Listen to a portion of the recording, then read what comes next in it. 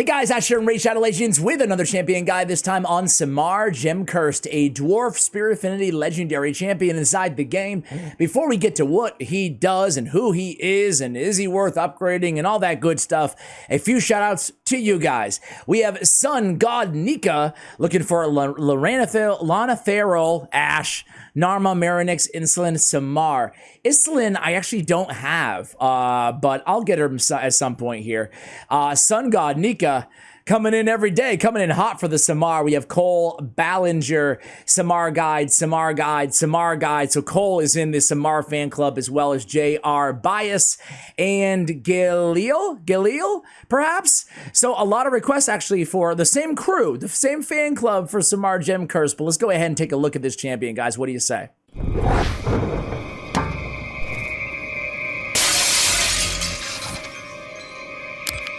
All right, guys, so Samar GEMCURSED #1 claim to fame is he is one of the easier solos for Bommel, the Dreadhorn, one of the more difficult Doom Tower bosses. I think the most difficult Doom Tower boss.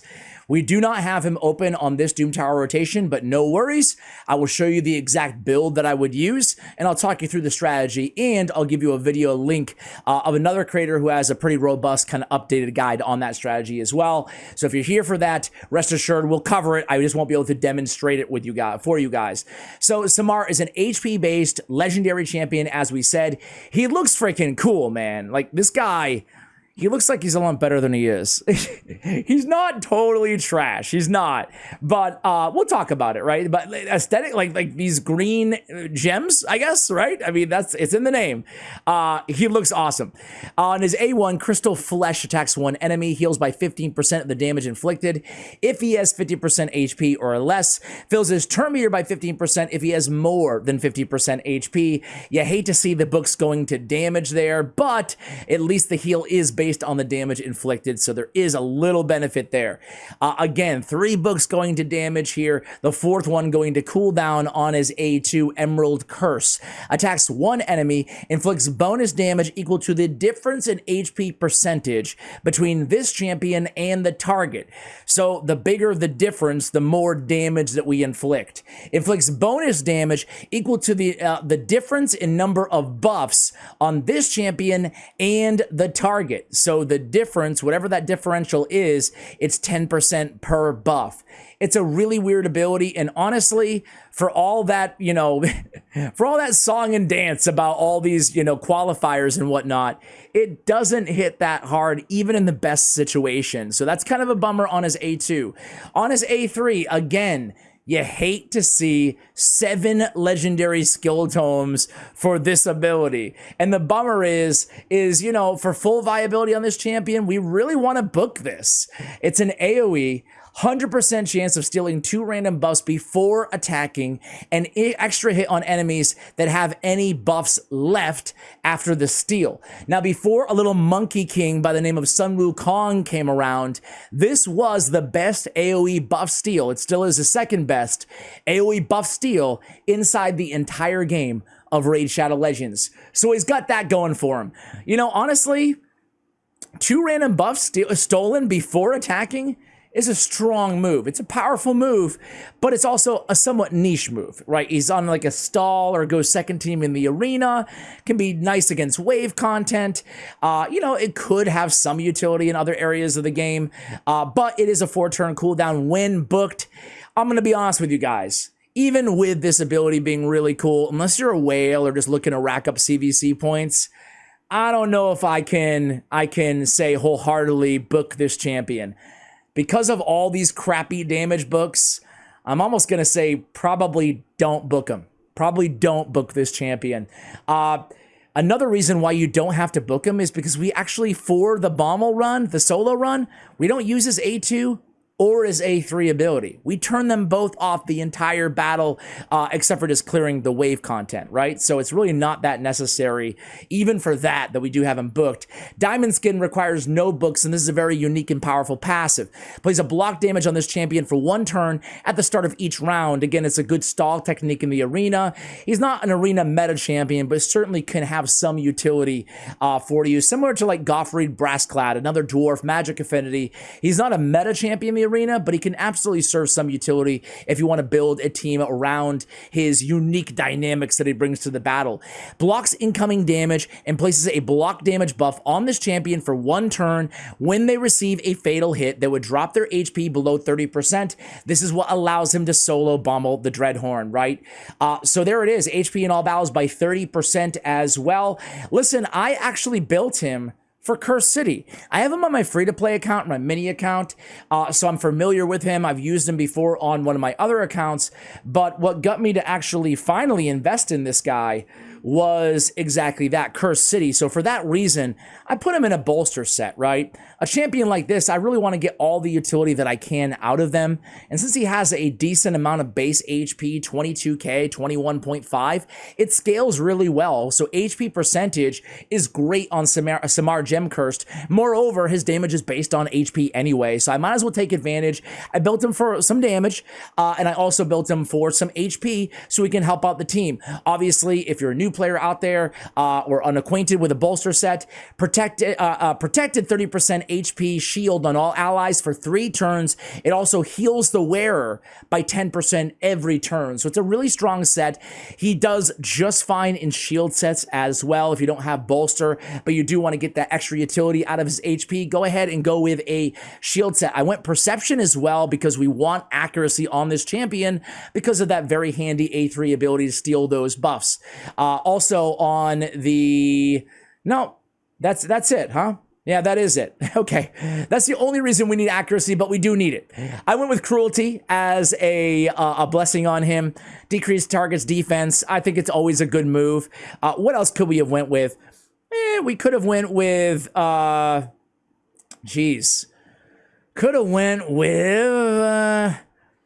could have went Brimstone, right? Obviously, that's always going to be a viable option for PvE content, and he is going to be built with accuracy anyway, so could have easily, probably, for PvE, probably better to go Brimstone here. Those would be my top choices. I didn't even get Masteries on this champion, and honestly, just like books on him, guys, I really don't think you absolutely need it. He's frankly not that great of a champion to be investing all your most scarce resources in. However, he's still a champion that's not so bad that you can't use in a lot of different ways. And if you are going to solo Bommel with SAMAR GemCurSed, I use Lady Annabelle, you know, actually I use Nishak, one shot kill strategy, but Lady Annabelle is like mindless solo with the red lady. I have a guide out on that. She's an epic champion. But if you don't have those two options, a fast Nishak team or a slow Lady Annabelle team, or if you're using Lady Annabelle, SAMAR will go a lot faster. However, you do need to go ahead and pick up Masteries and get War Master on him so he can do some damage if you want to solo Bommel. Here's what hellhades.com recommends for a general PvE mastery build. Let me put myself right in the middle here. I totally stand by this. To me, this is a great build. The Bommel solo build, as we mentioned, you're definitely going to need to go down and pick up War Master there. So I think these recommendations are spot on. However, if you're not soloing Bommel, if you're just using him as Cursed City or Faction Wars, I don't think you need to mastery or necessarily book this champion. I do have HP, I'm sure, accuracy, I'm sure, on the banner. I have crit damage on the amulet. I have HP on the ring. I have crit rate on the gauntlets. I have HP percentage on the chest. And I have speed with some defense on the boots. The gear is actually pretty good here. I don't have everything ascended, but I do have a lot of glyphs on the gear as well. So pretty decent build in today's video. Let me go ahead and run him. I don't need to do a lot in the arena, but I did mention earlier that you could use him in the arena. Oh, it doesn't really matter what team we go against here. You can run a stall team like this, right?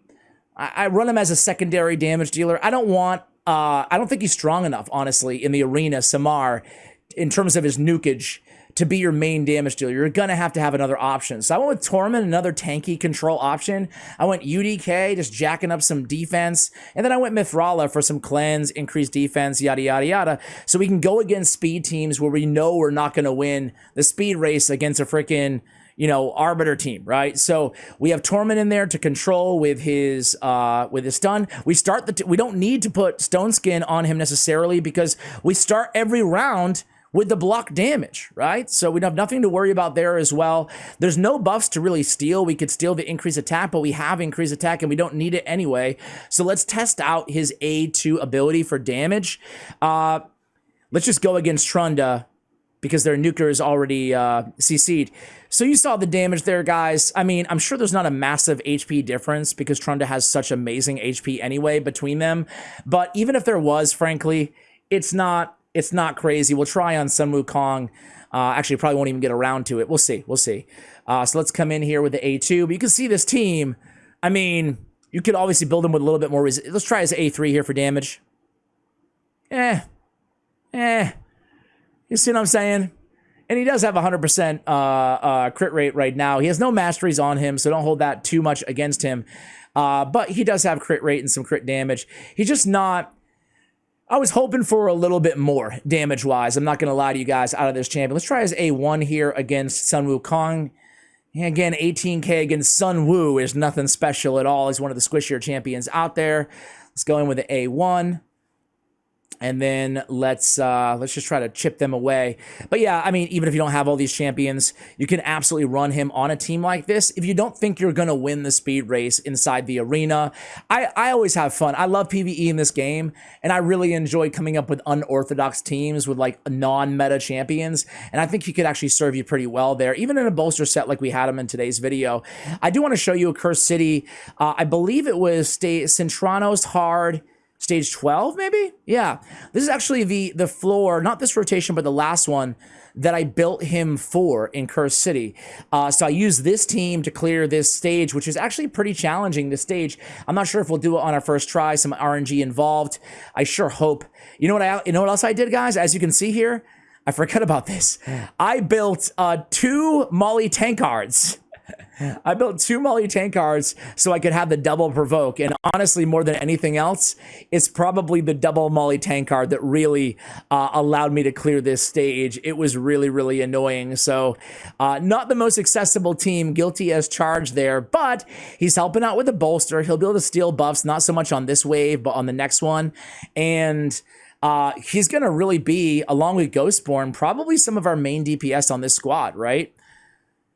That's why I love the bolster set. So, okay, I always forget the Dread Invocation, even though I've already done a guide on Gameran, but it's been a while. If the target's alive, a True Fear on them, and then we can heal allies. So we don't really even need True Fear on anybody here, do we, guys? Whatever. 2-turn True Fear is pretty strong. We don't even need to go with the Provoke right now. The first Molly should get a lot of 2-turn provokes there, so who knows? Maybe we'll be able to come down and take out this team without even No, we can use. Of course we can use it. Of course we can use it. All right, you should be able to kill Raglan. She has no HP left, but I'm tempted to try out. Let's try out the A2 on Baron. Okay, 74k. I mean, that was pretty good. Nothing insane, but it was solid, right? And obviously, I'm assuming there was quite a bit difference in HP and PvE content. So maybe that A1, maybe it's just a lot better in PvE, you know, where you know that differential in HP is going to be a lot, well, different, right? So let's go ahead and just A1 cycle for a little bit here. I forgot what's coming at us in the next wave. Sorry, I'm taking forever here. I'm kind of rambling a little bit instead of just keeping the battle going here. But, okay, so who is going to invest in this champ? Let's talk a little bit about, let's see what hellhades.com gives him in terms of area rankings. Well, if you're a fan of the champion, probably not going to be a fan of this. Let me just, I want to put it on auto, but I don't want to put it on auto, right? I want to A1 cycle this one out here. So let's kill Sathalia in the back. Okay. So area rankings, guys, they give him a 5 out of 5 in Bommel, right? Which obviously I agree, one of the best Bommel champions out there. In Ice Golem normal, they give him a 3.5. Again, that damage mitigation, that passive really shines there. Everywhere else in the entire game, you can see he's getting bad scores. In the arena, they give him a 3.5. Yikes. He's just not one of the better, most wanted legendary champions in the game, unfortunately, you know? It is unfortunate because he looks so cool, right? But man, if that A2 just smacked a little bit harder, I feel like he's a definite buff candidate in the game, right? Okay, so we got provokes for days again here. Man, the 2 Molly Tankard team, gosh, that really makes this a heck of a lot easier. I remember I really struggled with this. Look at that damage. Okay, so I'm glad that we tried some PvE content, some wave content here, because that A2 can absolutely smack in a wave situation like this, right? I mean, there's no doubt about it. We could probably just go full auto. Honestly, guys, I'm taking way too long here. But yeah, that A2 is impressing me a little bit more. And the buff steal, he's a nice little wave killer, faction war type champion. He's nice and tanky, obviously. Easy to keep him alive. Like I said, throw him in a shield set. I don't think you're going to regret investing in him in terms of leveling him up, especially if you're, struggling in progression in any of those areas, or you're endgame like me and just want a solution to a wave that you're struggling with. But I think he's far, unfortunately, from a must-max or must-invest champion. As I already said earlier, I don't think he's worth mastering out unless you're going to try to solo Bommel. I don't think he's worth, your books, maybe even if you're soloing Bommel. I don't know that I would recommend, using your books. He's definitely on those list of champions that you can totally use unbooked. We might run into some trouble here because of, no, we're good. I forget, he went in there and he helped out a little bit, stealing some of those debuffs on the A3 there. Now can we land those provokes again quickly? It's a very tanky wave, with the exception of Jingwan. But we have Lady Kimmy, 2 ninjas, Harima, the biggest threat, I would say. Already landed her provokes, though, so we're going to be fine. I was hoping for a harder hit on that Emerald Curse. I'll come back at you guys at the end of this wave, provided we're successful here, and we'll see what kind of damage he can put out. All right, guys, it wasn't too much longer here. It was a long 6 minutes, I will say, though, the battle, but we got the job done, and that's what matters in Cursed City. I will show you guys, the 3 of you who are still watching right now, what I'm working on right now in Cursed City is this stupid team. This is the Taurus Marichka first wave. I'll show you real quickly here. This is where I am stuck right now, and it's just a matter of RNG. The worst thing is last night I got to the third wave,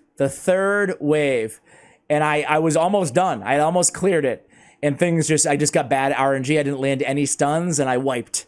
But it took me probably 50, maybe more than that tries just to get through this first wave, man. The double Taurus Marichka is so annoying because you have to stun lock the Tauruses, otherwise they can easily wipe your team.